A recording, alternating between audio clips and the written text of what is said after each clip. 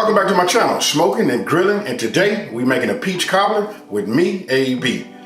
Now listen, you guys been following me, you know that I'm trying to bring, take the mystery out of cooking, you know what I mean?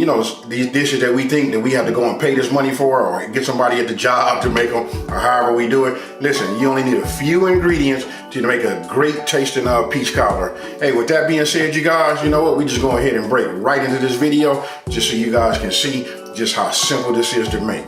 All right, let's go. Okay, let's get started. First, we're gonna open up our cans of sliced peaches, which we have a total of 4, and each can is 15 ounces a piece. It's like 15.6 ounces. So after we get our 4 cans open and we put them into our pot, then we're gonna go ahead and add our white granulated sugar. When you see me adding the sugar, that was 1 cup, but what I did was I put in half of the contents, at first, like that, and then what I do is I stir it up just so that we don't get any clumps. You just want to mix it well, and then after that, then you want to pour the remaining sugar into your peaches.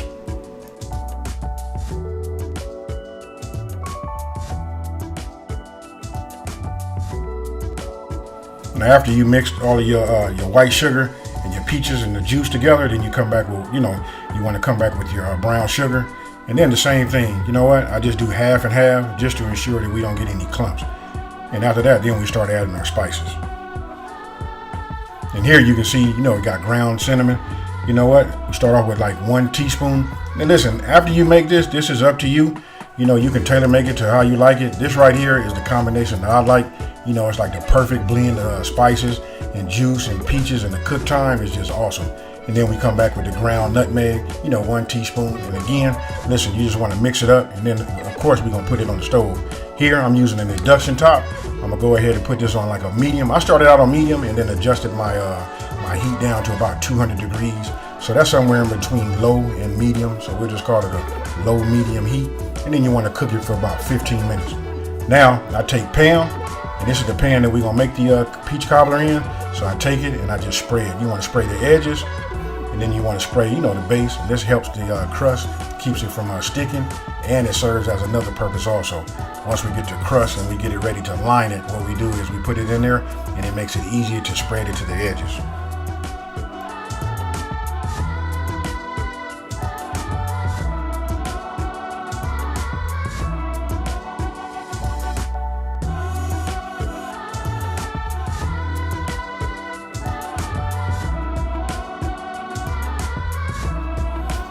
Now here you can see, once we start using our pie crust, you remember I was telling you how easy it is once you spray it. This was like the added advantage. It makes it easy to like stretch and spread the pie crust along the edges.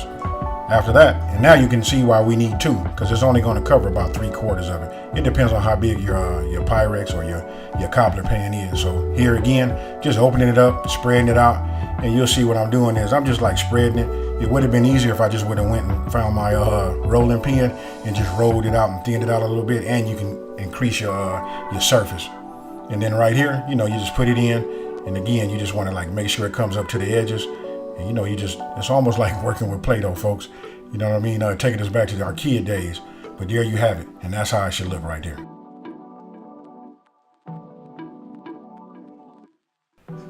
Now after cooking your peaches with your sugars and your spices for 15 minutes, on medium low heat, you go ahead, turn them off, stir them up, and now it's time to go ahead and fill that peach cobbler.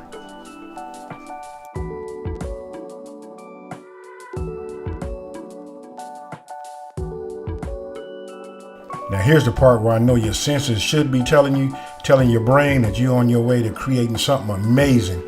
Filling your peach cobbler crust, with this peach cobbler cream, and the smell, it's just like, I'm telling you, you're talking about overwhelming. That's it. So now it's time to go ahead and put our lattice top.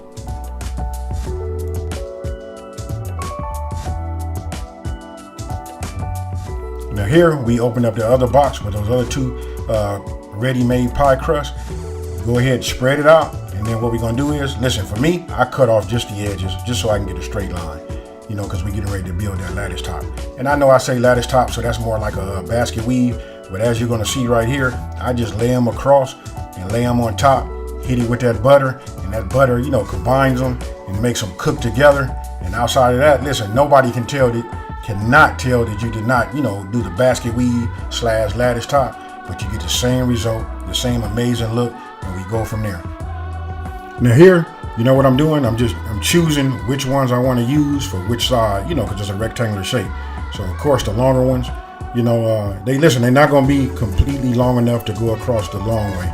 So I just take them, I use them like you see, and then whatever I have overlapping, I just go ahead and tear off the ends. And then I just repeat that process all the way down to the right, and if you guys are looking at it on this video, that means I'm coming down, and then we're going to go ahead and go across the other way.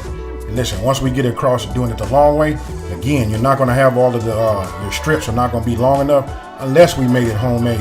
Then you can make your pie crust as wide as possible, and then when you cut your lattice strips, it'll work out.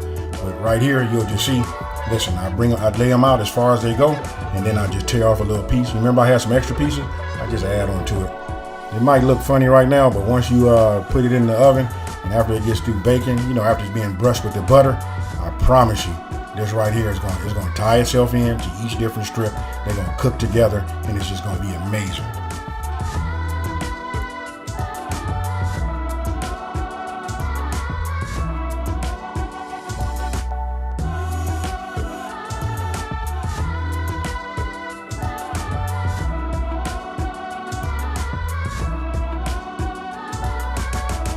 Now after you're done, what you want to do is you want to heat up at least, I'm going to say go ahead and get yourself 3 tablespoons of butter, get yourself a brush, and you want to brush all of your pie crust tops, all of your strips. There it is again, I just showing it to you, melted. All I do is I just brush them. I brush the edges. Everywhere that I can see pie crust, I brush them. This is going to help it cook and brown. And listen, hey, you know what? We're going to go ahead and call that, it's the magic.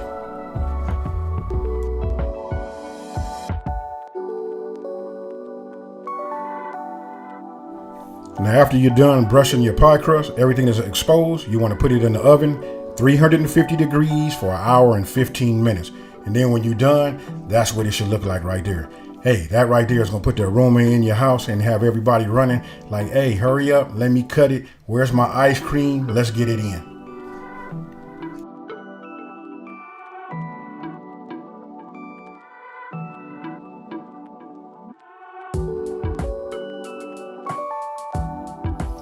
All right, everybody, what you think about that? Listen, I know it has an awesome, presentation. Look like something that you would buy like at a bakery, huh?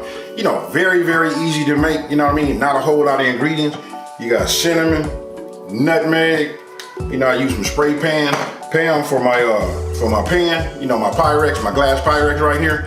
Then we use the pie crust. Now listen, eventually I'm gonna go ahead and make this, from scratch, but I'm just showing you guys, with today's, just how busy we are today, Hey, you're looking for something great, Nobody not gonna know that you didn't buy this from the store. If you ask me, this is better than store-bought. This say homemade all on it, just super easy to make, got a whole lot of taste, and right now my mouth is watering because the only thing I'm thinking about is, so I can jump into this French vanilla, hit a scoop, and boom, we finna do that. Hey, with that being said, you know what? I want you guys to leave a comment down below if you didn't know. I just want you to let me know, did you know how simple it was to just make a great peach cobbler?